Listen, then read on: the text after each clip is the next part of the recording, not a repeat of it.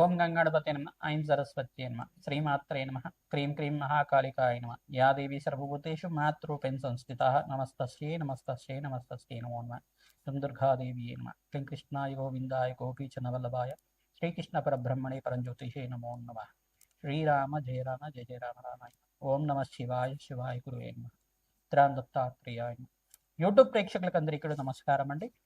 నేను పాలపర్తి గురునాథ్ శర్మ జ్యోతిష్యం వాస్తు సిద్ధాంతని మీకంతా కూడా గోచారిత్య గ్రహాల యొక్క ప్రభావం అంతా కూడా మేషాది ద్వాదశ రాశుల వాళ్ళకంతా కూడా విశ్లేషణ చేయడం జరుగుతుంది.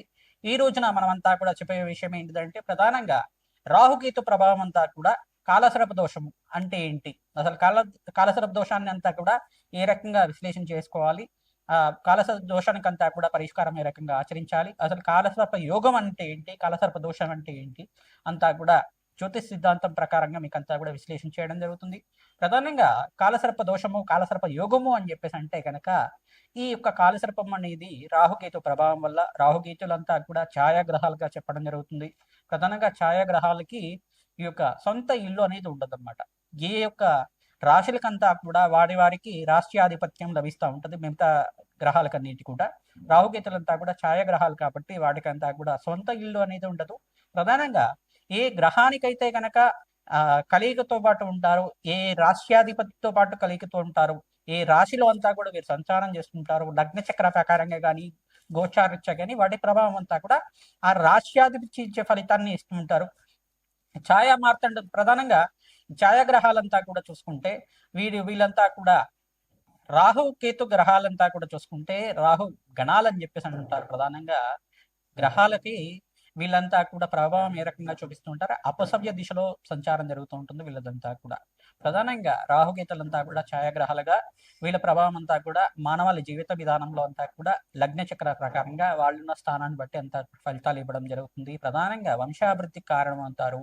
ప్రధానంగా సర్పదోషం కానీ సర్పశాపం కానీ ఏమైనా జాతకరీత్యా వర్తించి ఉంటే కనుక రాహుకేతు ఒక స్తంభంలో మిగతా గ్రహాలన్నీ కూడా ఉంటాయి కనుక రాహుకేతు మధ్యలోనే అన్ని గ్రహాలు మిగతా నవగ్రహాలన్నీ కూడా ఉంటాయి కనుక వీటికి అంతా కూడా కాలసర్పదోషము, కులింగ కాలసర్పదోషం అని చెప్పేసి, వాసుకి కాలసర్పదోషం, తక్షక కాలసర్పదోషం, కర్కోటక కాలసర్పదోషం అని చెప్పేసి ప్రధానంగా ఈ యొక్క ప్రధానమైన దోషాలంతా కూడా చెప్పడం జరుగుతుంది. నవరాగ ఆధారం చేయడం వల్ల కాలసర్పదోష నివారణ అవ్వడానికి ఆస్కారం ఉంటుంది. విశేషమైన క్షేత్రం ఏంటంటే కుక్కి పుణ్యక్షేత్రం, కుక్షి అనేది పుణ్యక్షేత్రం అంటారు. ప్రధానంగా మన కర్ణాటక దగ్గర అంతా కూడా ఉంటుంది. ఈ యొక్క సుబ్రహ్మణ్య స్వామి అంతా కూడా వాసుకి రూపంలో అంతా కూడా అక్కడ పుణ్యక్షేత్రంగా చెప్పడం జరుగుతుంది. ఆ పుణ్యక్షేత్రంలో అంతా కూడా చాలా విశేషమైన పుణ్య ఫలితాలు రావడానికి ఆస్కారం ఉంటుంది. ప్రతినిత్యం కూడా మీరు సుబ్రహ్మణ్య స్వామి ఆరాధన చేయడం, ఇట్లా నాగులున్న ప్రాంతం దగ్గర అంటే జోడు నాగులంతా కూడా ఉంటాయి. ప్రధానంగా చూసుకుంటే రావి చెట్టు ఉన్న ప్రాంతం దగ్గర ఈ నాగేంద్ర స్వామి విగ్రహాలంతా కూడా సర్పరూపంలో ప్రతిష్ఠ చేస్తుంటారు. సంతాన యోగం కోసం కావచ్చు, మరియు శీఘ్ర కళ్యాణ యోగం కోసమైనా కావచ్చు, శ్రీకాళహస్తి దగ్గర అయినా కావచ్చు, పుణ్యక్షేత్రంలో అంతా కూడా జోడు నాగులంతా కూడా సర్పరూపంలో మానస దేవ స్వరూపంలో అంతా కూడా ప్రతిష్ఠ చేయడం జరుగుతూ ఉంటుంది. తద్వారా మీరంతా కూడా ఈ యొక్క శీఘ్ర సత్సంతాన యోగం ఫలితం రావడం కానీ, శీఘ్ర కళ్యాణ యోగం సిద్ధం రావడానికైనా కానీ కాలసర్ప యోగం అనేది ప్రధానమైన పాత్ర అనేది పోషిస్తూ ఉంటుంది.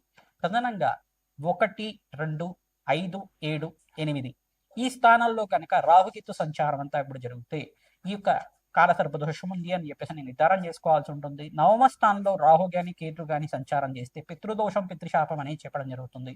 ప్రధానంగా కాలసర్ప దోషం అనేది ఈ స్థానాల్లో ఉంటే ఇంకా 1వ స్థానం ఉంటే కారకో భావనాశయ, ఇప్పుడు శరీర కారకత్వాలంతా కూడా రోగ కారకత్వాన్ని చెప్తూ ఉంటుంది. ఎప్పుడైనా కానీ లగ్నంలో రాహు సంచారం జరుగుతుంటే కనుక శరీరాన్ని అనారోగ్య భావాలంతా కూడా ప్రధానంగా చెప్పడం జరుగుతుంది. అనారోగ్య ప్రభావం అనేది ఉంటుంది. ప్రధానంగా గుహ్య రోగాలు అనేది రావడం కానీ, ప్రధానంగా ఈ యొక్క ఉబ్బరం కానీ, ప్రధానంగా లంగ్స్ ఇన్ఫెక్షన్ రావడం కానీ, ఆస్తమా లాంటిది ఉండడం కానీ, బ్రీతింగ్ ప్రాబ్లమ్స్ ఉండడం కానీ, ప్రధానంగా చూసుకుంటే వీళ్ళకంతా కూడా ఈ యొక్క ఆర్టిజంతో బాధపడడం కానీ జరుగుతూ ఉంటుంది. ఈ యొక్క స్థానాల్లో ఉంటే కనుక రాహుకేతు సంచారం జరుగుతుంటే చంద్రుడు రాహు కలిగితూ ఉంటే కొంచెం హార్ట్ ప్రాబ్లమ్స్ అనేది ఉండడం కానీ జరుగుతూ ఉంటుంది. ఇట్లాంటి ప్రాబ్లమ్స్ అనేది జరుగుతూ ఉంటాయి. ప్రధానంగా రాహుకేతులంతా కూడా గోచారిత్య వీళ్ళ ప్రభావం చాలా ఎక్కువగా ఉంటుంది. ఎక్కువ సంవత్సరాలంతా కూడా వీళ్ళ దశ అంతా కూడా నడుస్తుంది కాబట్టి తద్వారా మానవాళికి మేషాది ద్వాదశ రాశి వాళ్ళకంతా కూడా ప్రభావం ఎక్కువగా ఉంటుందన్నమాట. విదేశీయాన యోగం సిద్ధించాలన్నా ప్రధానంగా స్థిర ఐశ్వర్యం రావాలన్నా, ఆకస్మికంగా ధనయోగం ధన ప్రాప్తి రావాలన్నా రాహుకేతు ప్రభావం అంతా కూడా ముఖ్య పాత్ర పోషిస్తూ ఉంటుంది అనమాట. ప్రధానంగా అమ్మవారి ఆరాధన, దుర్గాదేవి ఆరాధన చేసుకోవడం, మానసాదేవి ఆరాధన చేసుకోవడం, మానసాదేవి చరిత్రనంతా కూడా ప్రతినిత్యం కూడా మీరు ప్రవచనంలాగా వింటూ ఉండడం వల్ల శ్రేష్టమైన ఫలితాలు పొందడానికి ఆస్కారం ఉంటుంది. స్కందోత్పత్తి అనే చరిత్ర ఉంటుంది. ప్రధానంగా సుబ్రహ్మణ్య స్వామి వారి చరిత్ర అంతా కూడా వినడం వల్ల మీరంతా కూడా శీఘ్ర సంతాన యోగ ప్రాప్తి కలగడానికి ఆస్కారం ఉంటుంది. ప్రధానంగా ఈ రాహుకేతు ప్రభావం వల్లే స్త్రీలలో కొంతమందికి వైదవ్య దోషం అనేది వస్తూ ఉంటుంది అనమాట. కొంతమందికి అయితే కనుక అనారోగ్య ఇబ్బందులు ఇంతమంది చెప్పుకున్నాం కదా. పంచమ స్థానంలో రాహు కానీ కేతు కానీ సంచారం చేస్తే ప్రధానంగా వీళ్ళకి కొంచెం అంతా కూడా ఈ యొక్క గర్భదోషాలు అనేది రావడం జరుగుతుంది. ప్రధానంగా దీన్ని పీసీఓఎస్ ప్రాబ్లం కానీ పీసీఓడి ప్రాబ్లం అని చెప్పేసి అంటూ ఉంటారు. దీని దోషాలంతా కూడా రాహుకేతు ప్రభావం వల్ల పంచమాధిపతి బలహీనంగా ఉండి పంచమ స్థానంలో రాహుతో పాటు కానీ కేతుతో పాటు కానీ కుజుడు కానీ చంద్రుడు కానీ శుక్రుడు కానీ కలుగుతూ ఉంటాయి. పంచమ స్థానం సంతాన స్థానం అని చెప్పేసి అంటారు. తృతీయ స్థానం కుటుంబ స్థానం అంటారు. ఈ స్థానంలో కనుక ఉంటే గనక కొంచెం గర్భదోషం అనేది రావడానికి ఆస్కారం ఉంటుంది. తద్దోష నివారణార్థం నాగేంద్ర స్వామి ప్రతిష్ఠ చేసుకోవడం, మానసదేవి ఆరాధన చేసుకోవడం, ప్రధానంగా దానిమ్మ పళ్ళని మంగళవారం రోజున బ్రాహ్మణత్వానికి దానం చేయడం, ప్రధానంగా మినువులు దానం చేసుకోవడం, వెండి సర్పాన్నంతా కూడా 27 రోజుల దాకా సుబ్రహ్మణ్య స్వామి మూల మంత్రాలతోటి అంతా కూడా పంచామృతాలతో ఇంట్లో అభిషేకం చేసి వెండి సర్పాలతో ఉండ ఈ యొక్క 3 పడగలతో ఉన్న సర్పాన్నంతా కూడా చేయించుకుని ఆ వెండి సర్పాన్నంతా కూడా బ్రాహ్మణత్వం దానం చేయడం, మినువులు దానం చేసుకోవడం, కందిపప్పు దానం చేయడం వల్ల శీఘ్ర సంతాన యోగం ప్రాప్తి కలుగుతుంది. సంతాన యోగం ప్రాప్తి కలగడానికి ఆస్కారం ఉంటుంది. సుబ్రహ్మణ్య స్వామి మూలమంత్ర జపాలంతా కూడా ఆచరించాలి. తద్వారా శీఘ్ర సంతాన యోగం ప్రాప్తి కలగడానికి ఆస్కారం ఉంటుంది. వివాహాది శుభకార్యాలు జరగాలన్నా కానీ ప్రధానంగా సప్తమ స్థానంలో రాహుకేతుల సంచారం జరుగుతాయి. ప్రధానంగా ఆలస్య వివాహాలు జరగడం కానీ, వివాహంలో ఆటంకం జరగడం కానీ సంచారం జరుగుతూ ఉంటుంది. లగ్నాధిపతి ఏ స్థానాల్లో ఉన్నారో అది కూడా చూసుకోవాల్సి ఉంటుంది. ప్రధానంగా శుభగ్రహాల యొక్క వీక్షణ అంతా కూడా చూసుకోవాల్సి ఉంటుంది. శుభగ్రహాల యొక్క వీక్షణ లేకుండా ఉంటే కనుక రాహుకేతు ప్రభావం అంతా కూడా ప్రబలంగా ఉంటుంది. తద్వారా ప్రతి విషయంలో కానీ ఆటంకాలు జరుగుతుండడం, వాయిదా పడుతుండడం కానీ, అనుకున్న పనులంతా కూడా సమయానికి జరగకపోవడం కానీ జరుగుతూ ఉంటాయి. తద్వారా ప్రతినిత్యం కూడా అమ్మవారి ఆరాధన చేసుకోవడం వల్ల సర్పసూక్త పాలన చేయించడం, మానసదేవి మూలమంత్రాన్ని అంతా కూడా జపాలు ఈ యొక్క తర్పణాలంతా కూడా ఆచరించడం గల ప్రధానంగా సర్ప మండలం అంతా కూడా వేసి దానికంతా కూడా నవరాగ బలి అంతా కూడా ఆచరించడం వల్ల మీకంతా కూడా శీఘ్ర సంతాన యోగ ప్రాప్తి, శీఘ్ర వివాహ యోగ ప్రాప్తి, వివాహం ఆది శుభకార్యాలు కలగాలన్నా సర్పదోషము సర్పశాపం ఉందనేది మీ జాతకరీత్యా ఏ స్థానంలో ఉంది, ఏ యొక్క దశల్లో ఉంది సర్పశాపం అంతా కూడా విశ్లేషణ చేయడం జరుగుతుంది. తద్వారా మీకంతా కూడా ఈ యొక్క సర్పదోష నివారణార్థం, రాహుకేతు దోష నివారణార్థం అంతా కూడా ఈ స్థానాల్లో ఉంటే కనుక కాల సర్పదోషాలు ఈ యొక్క ప్రధానమైన దోషాలు అని చెప్పేసి అని చెప్పడం, పద్మకాల సర్పదోషము, కులింగ కాల సర్పదోషం, అనంత తైష కాల సర్పదోషాలు అని చెప్పేసి ప్రధానమైన దోషాలంతా కూడా ఉంటాయి. ఆ దోష నివారణార్థం అంతా కూడా విశ్లేషణ చేయించుకొని జ్యోతిష్ సిద్ధాంతాలతో విశ్లేషణ చేయించుకొని జాతకరీత్యున్న పరిహారం అంతా కూడా ఆచరించడం వల్ల శీఘ్రమే సత్సంతాన యోగం కలగడానికి కానీ, ఎవరైతే వివాహాది శుభకార్యాల కోసం ప్రయత్నం చేసుకుంటున్నారో వాళ్ళకంతా కూడా శీఘ్రంగా అతి శీఘ్రంగా కళ్యాణ యోగ ప్రాప్తి కలగడానికి కానీ ఆస్కారం ఉంటుంది. సుబ్రహ్మణ్య స్వామి కళ్యాణం ఆచరించడం వల్ల శ్రేష్టమైన ఫలితాలు పొందుతారు. మానసదేవి ఆరాధన చేయడం వల్ల శ్రేష్టమైన ఫలితాలు పొందడానికి ఆస్కారం ఉంటుంది. లక్ష్మీ నరసింహస్వామి ఆరాధన చేసుకోవడం వల్ల శ్రేష్టమైన ఫలితాలు పొందడానికి ఆస్కారం ఉంటుంది. తద్వారా మీకంతా కూడా తద్దోష నివారణత్వం అంతా కూడా తీరి మనోవాంఛాలంతా కూడా ధర్మబద్ధమైన కోరికలంతా కూడా తీరడానికి ఆస్కారం ఉంటుంది. రాహుకేతు ఆరాధన చేసుకోవడం వల్ల అఖండమైన ఐశ్వర్య ప్రాప్తి కలుగుతుంది.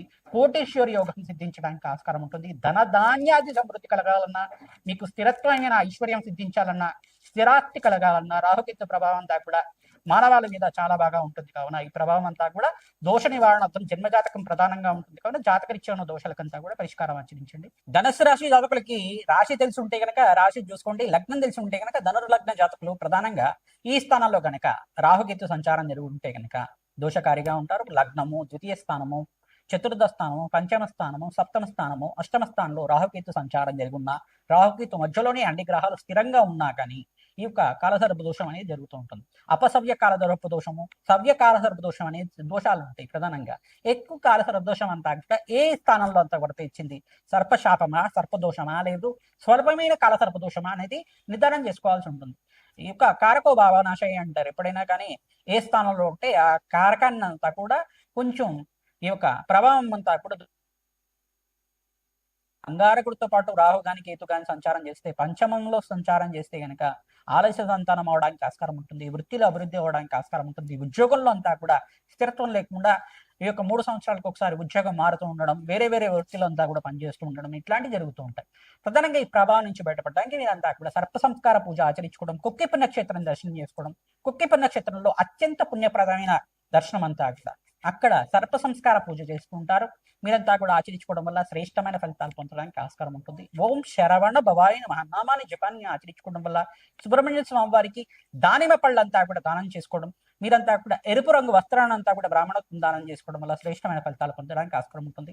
వెండి సర్పాన్నంతా కూడా 48 రోజుల దాకా మీ ఇంట్లో ఈ యొక్క సుబ్రహ్మణ్య స్వామి యొక్క నామాలతోటి వెండి సర్పానికి అంతా కూడా పంచామృత అభిషేకం చేయడం, తేనెతో అభిషేకం చేసి వెండి సర్పాన్నంతా కూడా బింబాన్ని తెచ్చుకొని ఆ వెండి సర్పాన్నంతా కూడా బ్రాహ్మణోత్తం దానం చేయడం వల్ల శ్రేష్టమైన ఫలితాలు పొందడానికి ఆస్కారం ఉంటుంది. నాగేంద్ర స్వామి ప్రతిష్ఠ చేసి మీరంతా కూడా నాగబలిని ఆచరించడం వల్ల శ్రేష్టమైన ఫలితాలు పొందారు.